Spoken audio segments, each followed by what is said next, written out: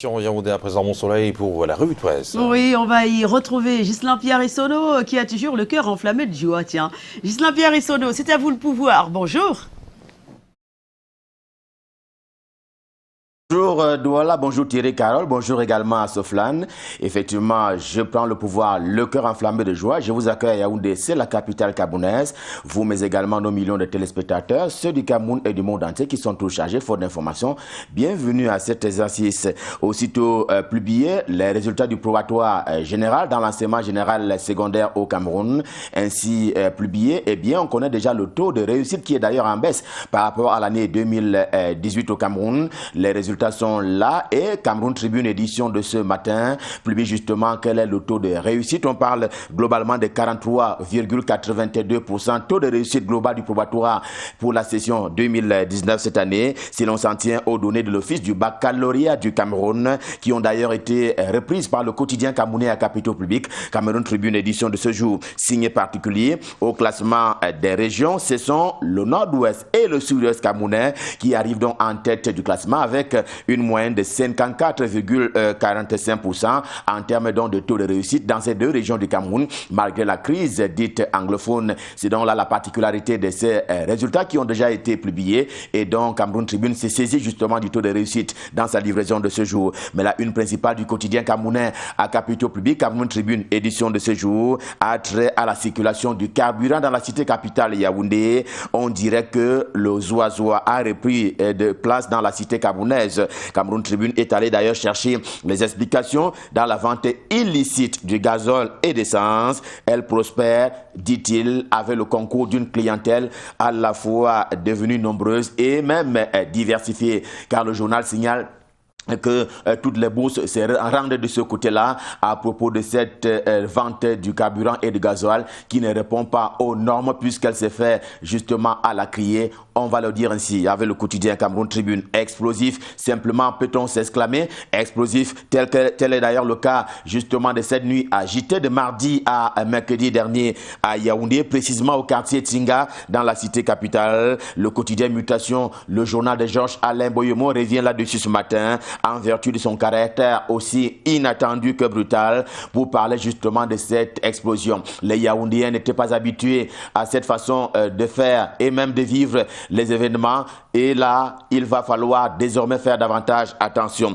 Des débuts encore visibles, que dis-je, des débris encore visibles sur la place de Tinga avec une explosion d'engins, un engin de fabrication artisanale, signale encore Mutation ce matin qui parlait donc d'une situation explosive avec justement ce qui s'est passé à Tinga à la nuit de mardi à lundi à mercredi dernier. Il y a encore eu du mauvais bruit après justement les événements dont on se souvient, à savoir ceux de la prison centrale de Yaoundé à Kondengui. Défi actuel, édition de ce jour, s'y penche à la recherche justement de véritables causes à l'origine de ce qu'il est convenu d'appeler les émeutes à la prison centrale de Yaoundé. Selon le journal, 5 mobiles sont à retenir. Il y a la surpopulation carcérale, il y a les conditions de vie inhumaines justement des prisonniers camerounais, il y a les lenteurs judiciaires, autant qu'il y a les détentions préventives un peu trop prolongées et qui sont d'ailleurs hors délai. Et enfin,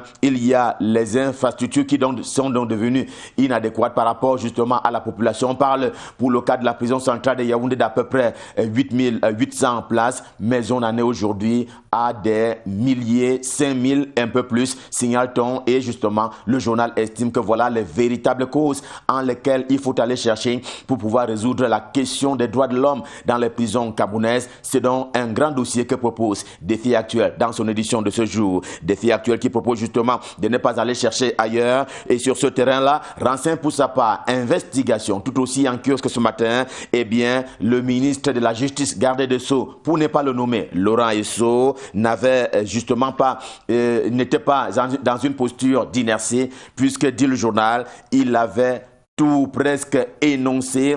Il avait d'ailleurs tout donné en guise de préparation, en guise de prévention des événements qui pourraient subvenir.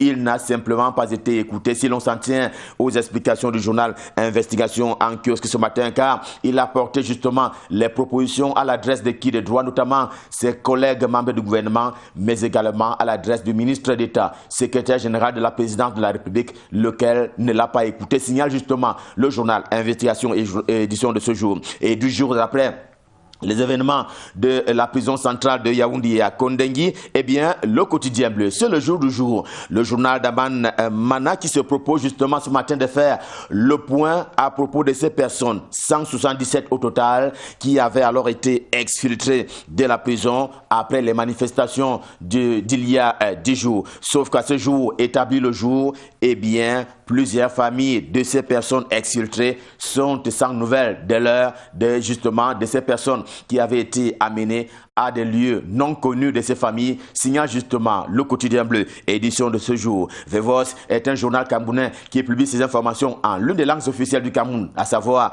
l'anglais, et il dit pour cela que certains avocats sont en colère quant à un certain nombre de rumeurs qui circulent sur la santé des personnes ainsi exfiltrées de la prison après les événements d'il y a 10 jours, rumeurs de disparition de certaines personnes. On le voit en bandeau, ils sont ces avocats au barreau du Cameroun, question justement de protester par rapport à ce qu'ils considèrent comme étant des procédures viciées, notamment devant le tribunal militaire de Yaoundé. Il y va des personnes récemment exfiltrées, comme il y va justement des prisonniers dits de la crise anglophone, ceux donc qui avaient été déportés de Bamenda et Oudébouya pour venir donc justement ester en justice et répondre des faits qui leur sont reprochés devant le tribunal militaire de Yaoundé. The Guardian Post est également un quotidien camerounais d'expression anglaise. En poste ce matin, il évoque le prolongement de la crise dite anglophone et cela vu d'Europe, l'un des continents sur lesquels se sont installés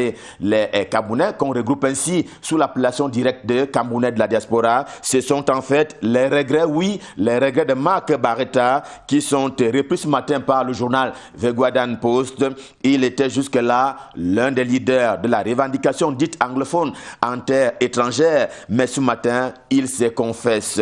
La confession venant de ce qu'il a souvent, dit-il, menti aux anglophones, bien au-delà des seules communautés que l'on retrouve sur le nord-ouest, mais également dans le sud-ouest camerounais, deux régions camerounaises qui sont donc en crise depuis 3 ans maintenant. Et en fait, des communautés Binam News également en kiosque ce jour, fait un peu la lumière, sur la communauté urbaine de Bafoussam. Bafoussam, la capitale de la région de l'ouest Cameroun, d'abord parce que le patron de la ville, pour ne pas le nommer Emmanuel Nzete, a donc engagé plus de 200 jeunes pour stage de vacances gagnant par ces périodes de vacances. Ensuite, parce que dans la perspective de rendre plus agréable encore la ville de Bafoussam, dont on sait qu'elle a engagé des travaux d'Hercule, et cela également dans la perspective de la CAN en 2021, eh bien, les entreprises se sont engagées cette fois-là devant Madame le ministre Célestine Ketcha-Cortes en charge du développement urbain et de l'habitat. Ces entreprises-là se sont engagées en vue justement d'accélérer les travaux de réhabilitation et ou de construction de la voirie urbaine du côté de Bafoussam, malgré quelques blocages qui sont donc constatés et justement qui ne font pas progresser les choses telles que le veut le délégué du gouvernement auprès de la communauté urbaine de Yaoundé et de Bafoussam, qui reste tout de même optimiste. Plus haut, cette fois-là, au niveau gouvernemental, pour parler du gouvernement Joseph Dione Ngouté, pile ou face. Également en kiosque ce jour, le journal qui persiste et signe, le premier ministre chef de gouvernement est mis en touche assez souvent par la toute-puissance des secrétaires généraux, à la fois de la primature, mais également de la présidence de la République. Et les faits sont têtus pour cela, dit le journal. Les grands dossiers échappent assez souvent au chef du gouvernement, premier ministre Joseph Dione Ngouté, au profit de Séraphin Magloire Fouda, le SG des services de la primature, dont il est le patron, et aussi Ferdinand Gongo, ministre d'État, ministre secrétaire général de la présidence de la République. C'est cela la réalité, si proche d'ailleurs du journal Réalité de Paul Ngouaré Kindje, également en kiosque ce jour, qui prie pour Monseigneur Jean Barga. Oui, le journal ce matin propose de dire une prière à l'adresse de l'archevêque de Yaoundé, et pour cause, on en veut au patron justement de cette unité de l'église catholique qui est au Cameroun, et malgré les performances qui sont enregistrées et qui sont d'ailleurs mentionnées par le journal avec un certain nombre de précisions, oui, Monseigneur Jean Barga a déjà tenu un bâton de pèlerin, question de conduire à de meilleures destinations l'église catholique, et justement pour ce qui est de l'archevêché donc de Yaoundé.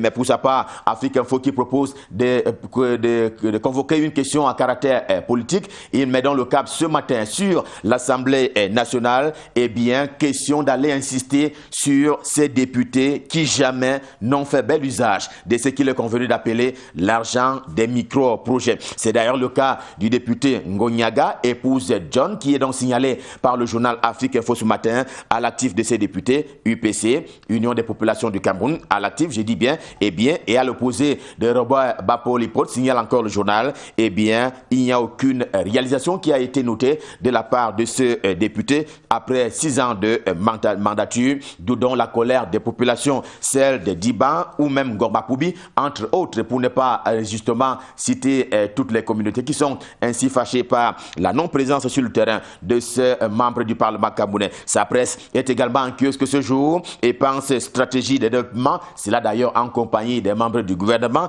dont le plus compétent en la matière pour parler justement de l'économie au Cameroun, économie et planification, Alamine Ousmane, qui est donc le ministre camerounais en charge de l'économie, de la planification et de l'aménagement du territoire, justement, qui vient de lancer du côté de Douala, la capitale économique du Cameroun, la revue de l'émergence. Et le journal dit que, le ministre a dit que le Cameroun sera émergent d'ici à 15 ans, c'est-à-dire à l'horizon 2035. Mais avant cela, Info Matin de Dieu de Nemveng ce matin tient des confidences de l'enquête qui avait été prescrite, on s'en souvient, au lendemain de l'incendie de la Sonara, il y a quelques mois maintenant, et selon le journal Info Matin, l'incendie était simplement lié à la turbine défectueuse et aussi à la recharge qui était déjà désuète au moment de l'incendie. Signale justement Info Matin, qui est donc allé chercher dans les confidences d'un rapport qui fait donc suite à cette enquête qui avait été prescrite par les autorités publiques à la suite donc de cet incendie. Le Financier d'Afrique, qui traite au quotidien des questions économiques et financières, est également en kiosque, et le journal qui revient lui aussi sur la planification du développement de la République du Cameroun telle qu'elle a été présentée très récemment encore à Douala. On en parlait tout à l'heure. Aux côtés donc du gouvernement, il y avait les patrons d'entreprises bien qu'optimistes.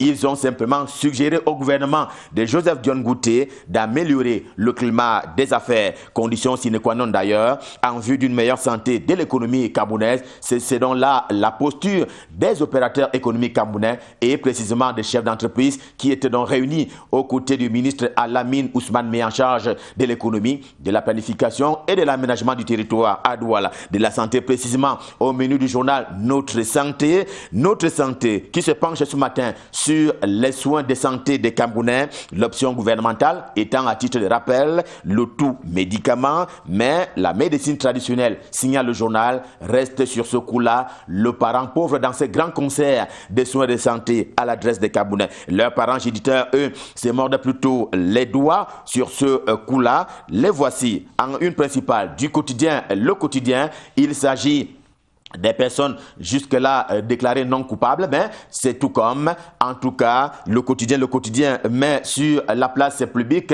ces Camerounais de notre genre, et précisément parce que le ministre de la fonction publique et de la réforme administrative, Joseph Lé, justement, qui a mis à la disposition de la délégation générale à la sûreté nationale, justement parce que il y a eu des Camerounais qui ont été convaincus de ce que ils ont trafiqué, ils ont falsifié les résultats du concours de recrutement de quelques 1000 instituteurs à la fonction publique, des personnels qui sont censés être mis à la disposition justement du ministère camerounais en charge de l'éducation des bases. Et voilà qu'il y a des personnes qui falsifiaient les résultats, qui ont donc été, on leur a donc mis le grappin dessus. Désormais, ils vont faire l'objet d'une enquête devant les services de la police police camerounaise. Un mot sur le quotidien L'Épervier de Léopold Kovic-Ndjo qui nous parvient à l'instant même. L'actualité ici, ce sont justement les logements sociaux du côté de Lembé. Nous sommes là dans l'une des banlieues de la cité capitale Yaoundé, car hier, la ministre Célestine Ketcha-Courtes, précisément en charge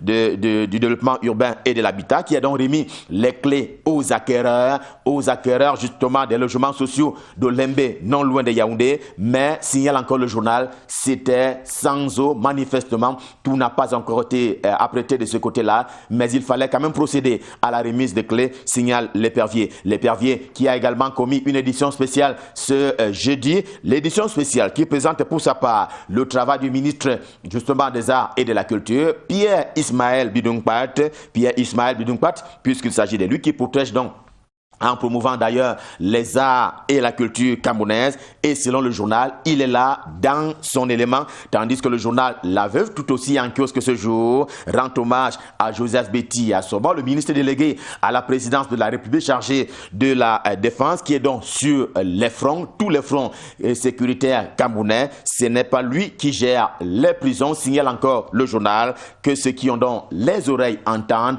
à propos justement des émeutes qui se sont produits du côté de la prison centrale de Yaoundé. Il faut que les choses soient claires. Ce n'est pas au ministre de la Défense de gérer les prisons camerounaises. Revue de presse Made in Yaoundé, stop fin, le cœur enflammé de joie. Nous vous avons servi. Rendez-vous est pris pour demain quand il sera 7h. Nous serons dans les mêmes prédispositions et dispositions de vous servir.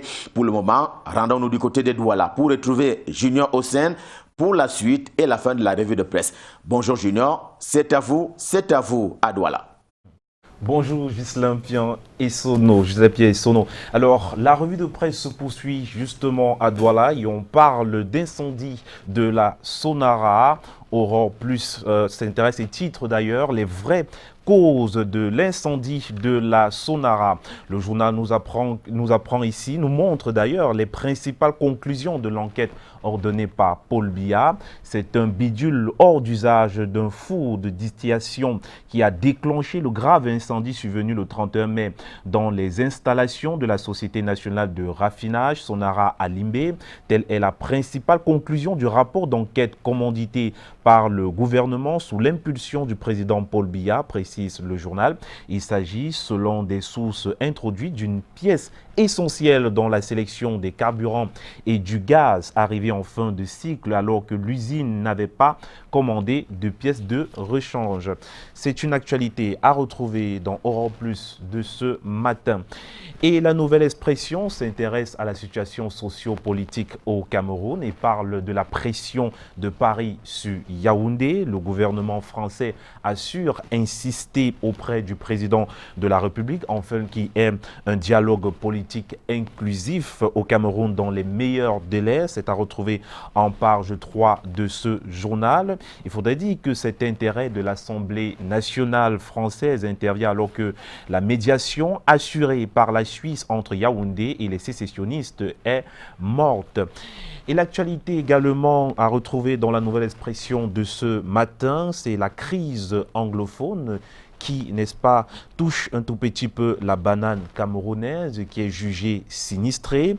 L'escalade de violence dans les régions anglophones a asséné un violent coup à ce produit d'exportation, un des principaux soutiens de l'économie camerounaise. C'est à retrouver en page 8 et 9 de ce journal. Et le journal précise d'ailleurs que le secrétaire exécutif de l'association bananière du Cameroun, l'honorable Joseph Owona Kono, est optimiste quant à la relance de la filière banane au Cameroun. C'est donc à lire dans la Nouvelle Expression. Et la Nouvelle Expression nous présente au niveau de sa colonne l'actualité autour de la CAN 2021, le Cameroun sous pression. L'Algérie se dit disposée à accueillir cette compétition au cas où le Cameroun n'est pas prêt, comme la CAF le craint déjà. C'est à retrouver en page 5 de ce journal.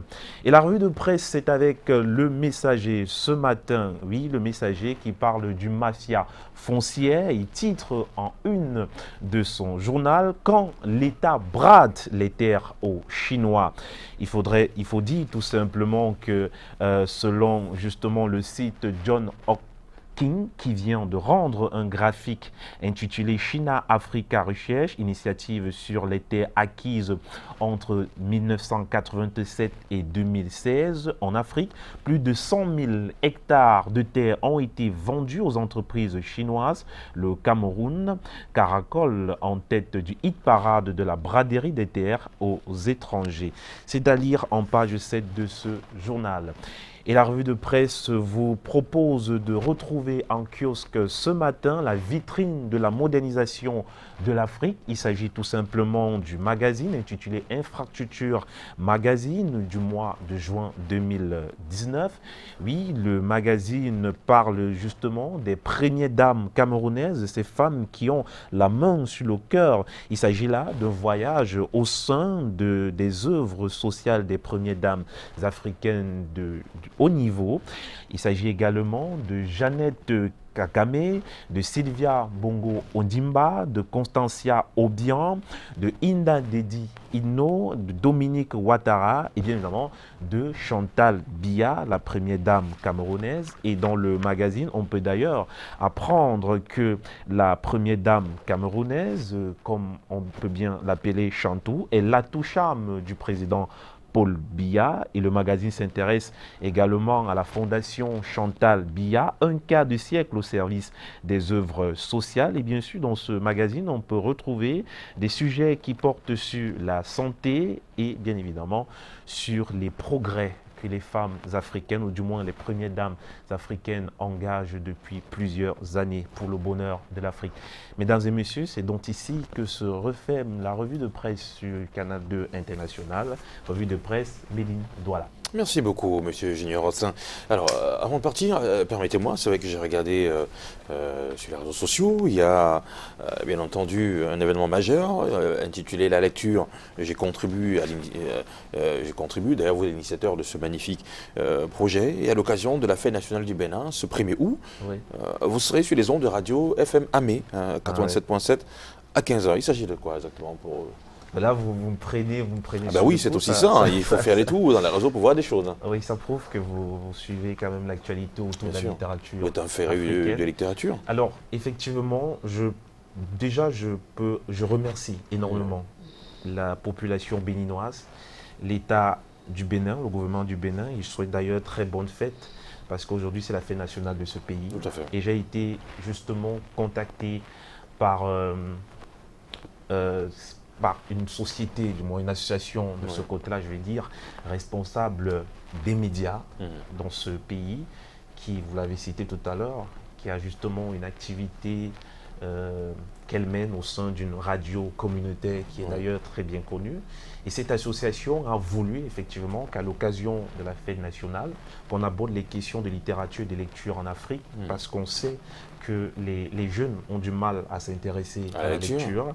Et il faudrait dire que ce combat que nous menons au Cameroun depuis quelques mois, le mouvement La Lecture, je contribue, dont je suis initiateur, a pour vocation d'amener des jeunes, les associations, les sociétés et les familles à s'intéresser à la lecture, quelles que soient les stratégies. Nous déployons ces stratégies-là pour permettre en sorte que ça soit vulgarisé. Le combat aussi avec ces jeunes du Bénin, c'est de donner des raisons à la jeunesse béninoise de continuer à lire et de croire que la littérature africaine, que la lecture est nécessaire pour le développement du continent africain. Donc, à partir de 15h justement, je serai reçu sur les antennes de cette radio où je vais échanger avec les jeunes du Bénin. Donc, je vais bouger d'un moment à l'autre. D'accord. Merci beaucoup, Monsieur Junior. C'est en tout cas une belle initiative. En direct cet après-midi 15h sur FM Amé, 87.7 MHz. Vous pouvez également aller sur Internet, vous aurez le temps d'écouter. Allez, bon soleil, tout de suite une petite page de pub. Ouais.